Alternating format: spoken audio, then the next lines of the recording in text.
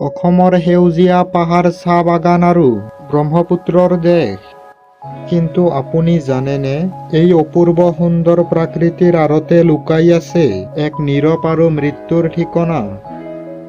যেতিয়া সমগ্ৰ ৰাজ্য টোপনি যায়, তেতিয়া এন্ধাৰ ফালি ওলাই আহে কিছুমান এনে নিশাচৰ হত্যাকাৰী, যাৰ মাথো এটা দংশন আৰু সকলো শেষ।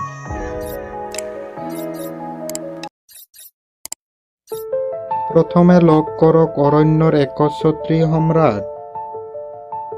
ই পৃথিৱীৰ আটাইতকৈ বিষাক্ত সাপ। ইয়াৰ আটাইতকৈ আচৰিত কথাটো কি জানেনে? ই কোনো মানুহ বা এন্দুৰ চিকাৰ নকৰে। ইয়াৰ মুখ্য আহাৰ হৈছে আন বিষাক্ত সাপ। ইয়াৰ এটা কামোৰত ইমান বেছি বিষ নিৰ্গত হয়, যাৰ ফলত মাত্ৰ 20 মিনিটতে এটা বিশাল হাতীৰো মৃত্যু হ'ব পাৰে।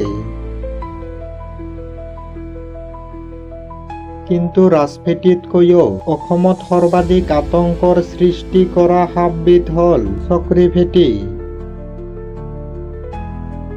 ইয়াৰ পিঠিত থকা আকৃতিৰ দাগটোৱে ইয়াৰ চিনাকি। ই অত্যন্ত খঙাল।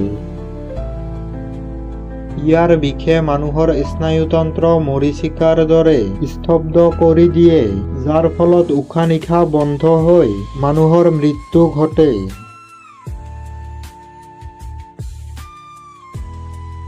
অসমৰ আটাইতকৈ ভয়ংকৰ আৰু বৈজ্ঞানিকভাৱে আটাইতকৈ মাৰাত্মক সাপ কোনটো বুলি সুধিলে বিশেষজ্ঞসকলে এটা নাম ল'ব, ক'লা শংখচূড় বা ব্লেক কেৰিট।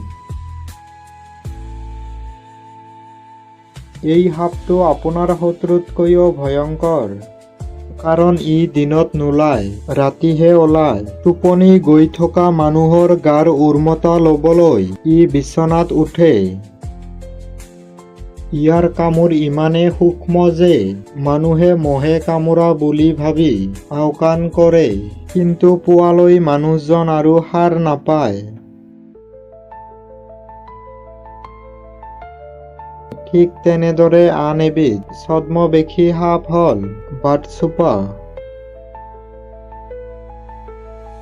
বহুতৰে ধাৰণা ই বিষাক্ত নহয়, কিন্তু মনত ৰাখিব, ইয়াৰ বিষ দাঁতত নাথাকে, থাকে ডিঙিৰ গ্ৰন্থিত।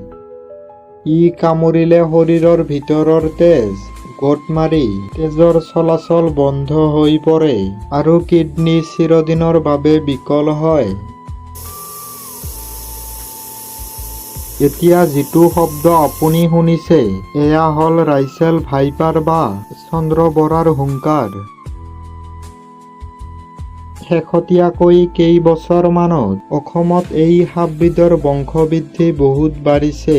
ই শুকান পাতৰ মাজত এনেকৈ মিলি থাকে যে চকুৰ পলক পৰাৰ আগতে ই শত্ৰুক দংশন কৰিব পাৰে। ই কামোৰাৰ পিছত ইয়াৰ বিষবোৰে তেজৰ কণিকাবোৰক ধ্বংস কৰে আৰু কামোৰা ঠাইটুকুৰা পচাই পেলায়।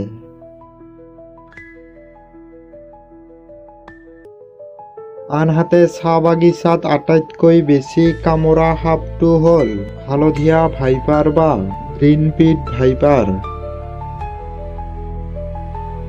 ইয়াৰ ত্ৰিকোণীয়া মূৰ আৰু জিলিকি থকা চকু দুটাই ইয়াৰ বিষৰ প্ৰমাণ দিয়ে।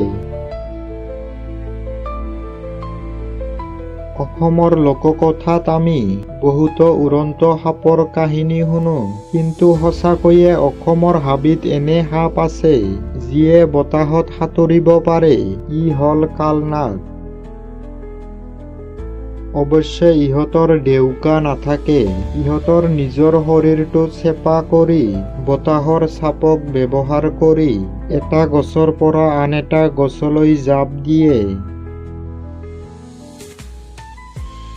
ইহঁতৰ বিষ অতি সামান্য, মানুহৰ বাবে বিপদজনক নহয়। সাপ আমাৰ শত্ৰু নহয়, ইহঁতৰ প্ৰকৃতিৰ এক গুৰুত্বপূৰ্ণ অংগ। ইহঁতে খেতি পথাৰৰ অনিষ্টকাৰী নিগনি আদি সকলো খাই আমাৰ পৰিৱেশৰ ভাৰসাম্য ৰক্ষা কৰে। সাৱধানতা আৰু সজাগতাই পাৰে মানুহ আৰু সাপৰ দুয়োটা জীৱন ৰক্ষা কৰিব। ভিডিঅ'টোৰ তথ্যখিনি ভাল লাগিলে এটা লাইক কৰিব। আপোনাৰ অঞ্চলত এইবোৰৰ কোনটো সাপ আটাইতকৈ বেছি দেখা যায় কমেণ্ট কৰি জনাব আৰু পৰৱৰ্তী ভিডিঅ' পাবৰ বাবে চেনেলটো ছাবস্ক্ৰাইব কৰিব। ধন্যবাদ।